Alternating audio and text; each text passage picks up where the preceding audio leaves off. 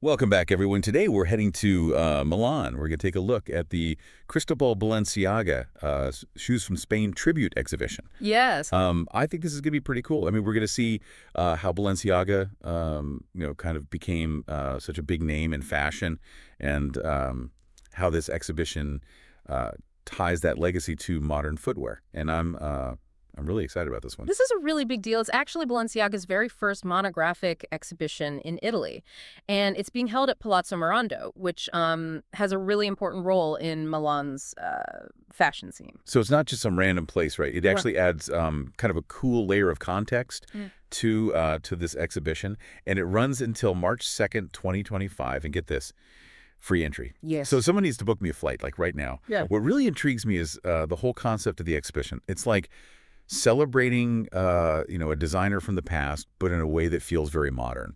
Exactly. I mean, that's the whole point. It's showcasing those timeless Balenciaga designs, but in a fresh way, in a way that feels relevant for 2025. And that's where the Shoes from Spain tribute comes in. Okay, so tell me more about that. Like, who came up with this whole idea? Well, the Spanish Footwear Industry Federation is leading it all. Oh, wow. And Javier Echeverría Sola, he's the curator. But they're not working alone. Sonsoles Diaz de Rivera, she was a close friend of Balenciaga, and she's very involved in this exhibition. That's amazing. I mean, talk about an authentic perspective. Yeah, exactly. It adds a personal connection, like a layer of insight that you wouldn't get otherwise. And I heard they have some really important pieces on loan for this. Oh, yeah, absolutely. Museums all over Spain, private collectors, they've all loaned some of their most valuable Balenciaga pieces. It's a collaborative effort for sure. That sounds impressive. And here's what's really fascinating. 25 Spanish footwear companies and artisans, they've created brand new shoes specifically to complement Balenciaga's garments. Wow. Yeah, it's like bridging the gap between history and modern style. I love that. One of the things that really jumped out at me when I first heard about this was the emphasis on Balenciaga's Hispanic roots. So I'm curious how deep that connection really goes. Oh, it's essential. To understand his work, you have to understand his Spanish heritage. It's central to everything. It's in the richness of Spanish art and culture. That's what you see reflected in his designs. Like the way he used black in his pieces. Yeah. It often echoes the work of Goya, the painter, famous for his kind of dark and emotional portrayals of Spanish life. Okay, that makes a lot of sense. Like his clothes are almost like canvases telling a story that's rooted in Spanish art. Yeah. Now, apart from the main exhibition, I heard there are also some conferences happening. Yes. There are 4 conferences, actually. Wow. Yeah, exploring different parts of Balenciaga's legacy. Cool. One of them actually features Sonsoles Diaz de Rivera herself, sharing stories from her time with the designer. Oh, my gosh. I would love to be fly on the wall for that. She must have some incredible stories. So they're really covering a lot of ground here. Yeah. From his personal life to his, his impact on fashion. It's like a total deep dive. Definitely. And they're also going to explore how Balenciaga's work continues to influence fashion today, which I'm really excited about. Right. Yeah. I'm really curious to see which designers they highlight and how they see, his fingerprints on modern designs. And there's also this complimentary exhibition at the Palazzo Grand Meliá Hotel. Yeah. Featuring vintage magazines from like the 40s, 50s, and 60s. Oh, yeah. Sounds really cool. It's like they're trying to really immerse visitors in the world that Balenciaga lived and worked in. Absolutely. And it reminds us that, he was working during a time of massive change in fashion. Right. He wasn't just following trends. He was creating them. Balenciaga was always challenging conventions. He was pushing those boundaries of design and silhouette. He was a true innovator. There's this quote that I think really sums up his philosophy. A fashion designer must be an architect for design, a painter for color, a musician for harmony, and a philosopher for temperance. Wow. Yeah. That's quite a statement. It's not just about, making clothes. It's about this whole understanding of aesthetics, like how they all come together. Yeah. But how did he actually translate those lofty ideas into his work? Was he really a philosopher of fashion? Well, take his tailoring techniques, for example. Okay, I'm all ears. He really revolutionized how how garments were constructed. Instead of cutting fabric pieces and sewing them together the traditional way, Balenciaga, he draped fabric right on the body. So he created these incredible shapes, really sculptural, that flowed organically. Wow, that's fascinating. It sounds like he was almost sculpting with fabric rather than, sewing it. Did that approach give his garments a unique feel or movement? Oh, absolutely. His pieces, they had this amazing sense of ease and fluidity. He was also a master of manipulating volume and proportion, Yeah. creating garments that were dramatic, but also incredibly flattering. And going back to those Spanish roots for a second, isn't there a guide that highlights some of the specific places that influenced Balenciaga? I remember seeing that in Simona's video. You're thinking of the Balenciaga Spain Through His Eyes guide. It Yeah. was created by the Spanish Ministry of Tourism. It's basically a roadmap to all the key locations that shaped his life and design sensibilities. That sounds amazing. So where does this guide take us? Like, where does Balenciaga's story begin? Well, his journey starts in Guteria. It's a charming little coastal town in the Basque Country. This region has a rich maritime tradition, fishing, boat building, that kind of thing. And you can really see echoes of that in Balenciaga's work and those strong, clean lines and his use of sturdy fabrics, almost architectural. It's so interesting how, those seemingly different elements, the sea and high fashion, can find this common thread in his work.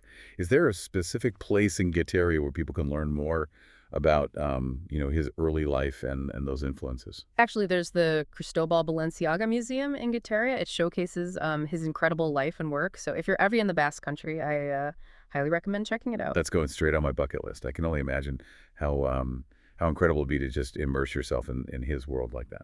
So where does the guide take us next? Well, the guide highlights San Sebastian next. It's a beautiful coastal city, and that's where Balenciaga opened his first atelier. He was incredibly young, only 22 at the time. Wow, 22. He must have been incredibly ambitious and talented to, launch his own atelier at that age. What was the fashion scene like in San Sebastian back then? Well, it was a hub for European high society. So, it attracted a clientele that really appreciated elegance and sophistication. And I think being exposed to that world early on really shaped his understanding of luxury and refined taste. It sounds like the perfect environment for a budding designer, Yeah.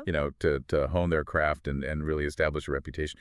Did his Spanish journey stay along the coast, or did he venture inland at some point? He went to Madrid, Oh. and not just because it was the capital, but because of its incredible artistic and cultural heritage. He even had a boutique on Caballero de Gracia Street. Well, what? I've often wondered if he spent time at the Prado Museum, drawing inspiration from those masterpieces by Goya, Velázquez, all those Spanish masters. Oh, absolutely. I can totally picture him, just wandering through those galleries and soaking up centuries of artistic expression. And wouldn't the vibrant colors and textures of traditional Spanish clothing have had an impact on his work too? Definitely. Think about those flamenco dresses, with those layers of ruffles and those vibrant hues, or the intricate embroidery, the embellishments on traditional Spanish garments.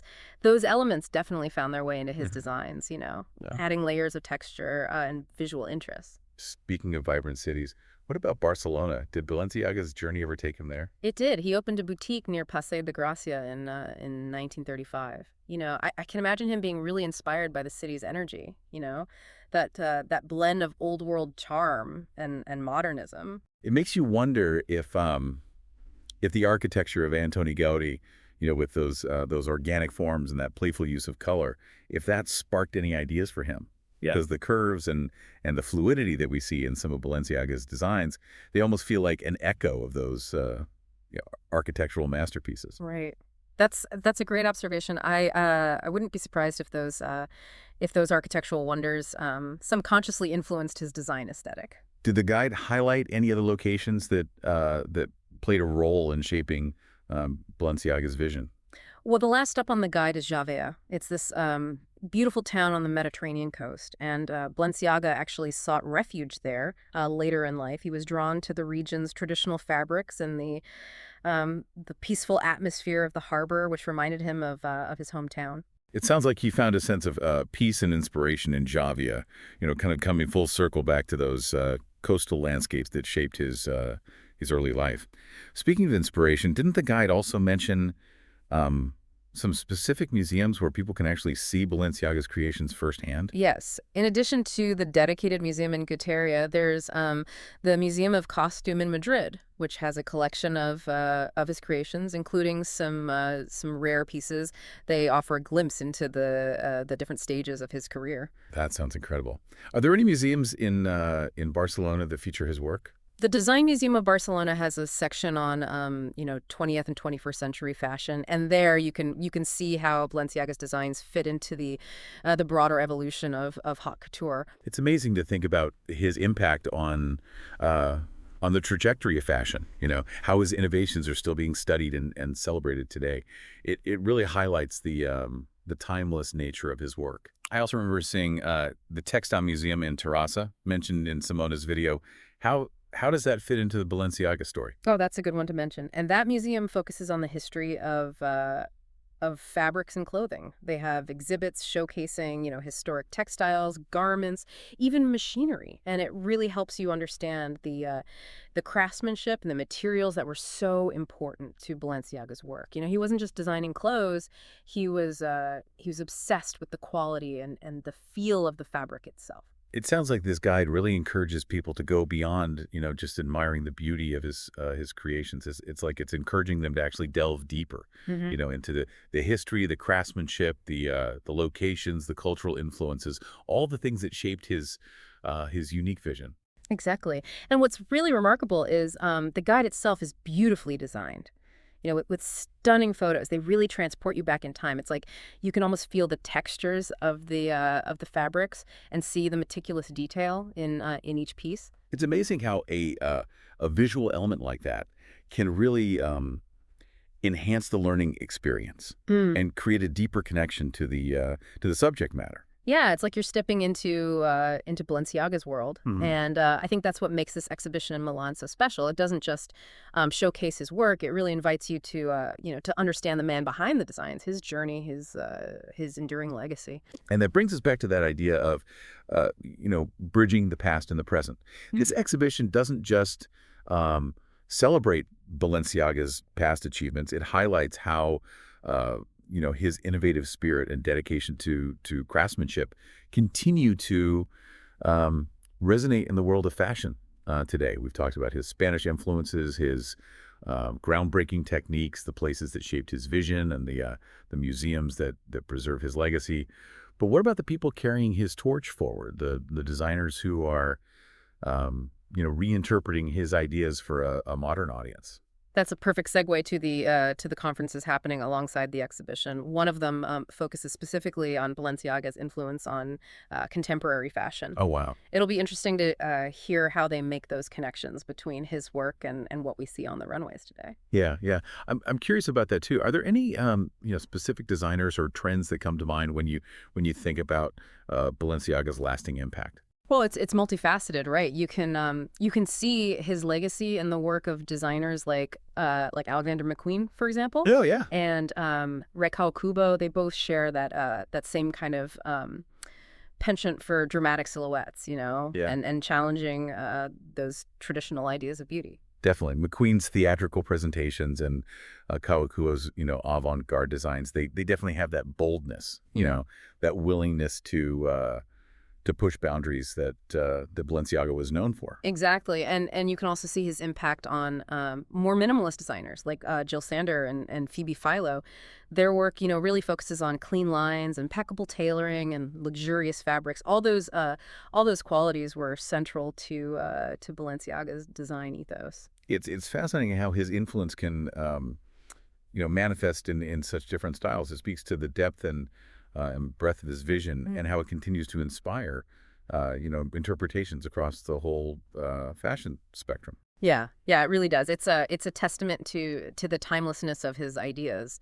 And speaking of timeless, before we wrap up, I think we should acknowledge the person who sparked this whole exploration, Simona Cochi. Absolutely. Yeah. Her video for the Italian Way was our gateway into this world. Her passion for fashion and her insightful commentary, it really brought the exhibition to life for us. She's so good at at taking complex concepts and presenting them in a way that's both informative and engaging. I highly recommend checking out her channel if you're interested in learning more about fashion and design. I second that. It's a treasure trove of fashion knowledge and inspiration.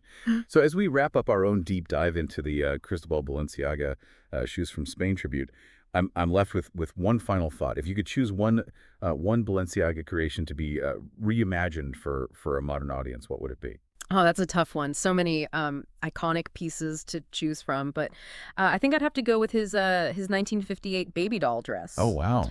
It's it's simple shape and voluminous silhouette. They were revolutionary at the time, and I think it'd be fascinating to see how a contemporary designer would reinterpret that playful yet sophisticated spirit. Oh, I love that choice. It's such a classic Balenciaga piece. It combines his architectural approach to design with that touch of whimsy. I can already picture it, reimagined with modern fabrics and styling, maybe with a deconstructed edge or some unexpected color combinations. Right. It would be, a celebration of his legacy while also pushing the boundaries of fashion forward, and that's what makes Balenciaga so enduringly relevant. Right. His work invites reinterpretation. It sparks new ideas across across generations. Well said. So to all our listeners out there, we leave you with this. What Balenciaga creation would you like to see reimagined for today? Let your imagination run wild and explore the boundless possibilities of fashion. Until next time, keep exploring and stay curious.